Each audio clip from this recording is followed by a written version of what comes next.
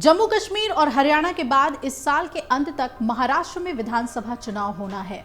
इसकी तैयारियों में पार्टियां अभी से जुट भी गई हैं।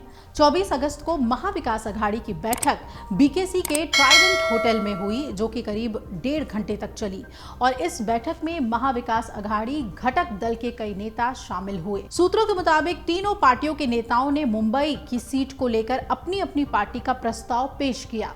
सूत्र बता रहे हैं कि इस बैठक में प्राथमिक रूप से चर्चा हुई कि यूबीटी शिवसेना मुंबई में मजबूत है तो वो ज्यादा सीटों पर लड़े और एनसीपी और यूबीटी इस बात पर सहमत भी नजर आए।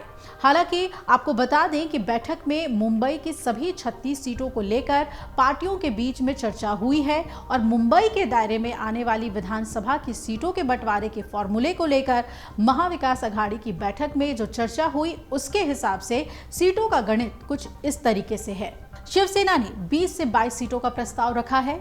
एनसीपी शरद पवार ने 5 से 7 सीटों को लेकर अपना दावा किया है और कांग्रेस ने 13 से 15 सीटों पर अपना प्रस्ताव रखा है।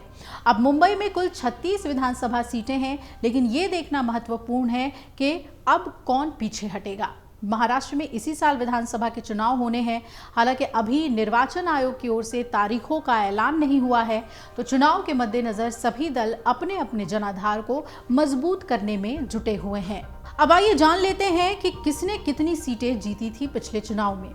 इसके साथ ही बैठक में उन सीटों पर भी चर्चा हुई जो बीजेपी, एनसीपी, अजीत गुट महायुति ने जीती है। पिछले चुनाव में जो सीट जिस पार्टी ने जीती है वो सीट उस पार्टी के पास कायम रहे, ये शिवसेना ने मांग की।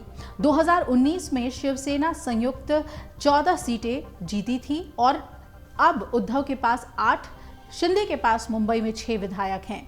इस दौरान कांग्रेस ने 4, एनसीपी ने 1 और समाजवादी पार्टी ने 1 सीट जीती थी।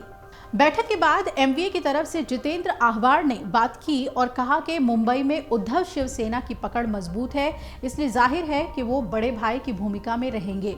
एनसीपी शरद पवार कितनी सीटों पर चुनाव लड़ेगी, ये जब तय होगा तो सामने आएगा। आज की बैठक में भी एमवीए ने बदलापुर मामले पर ज्यादा चर्चा होने का हवाला दिया।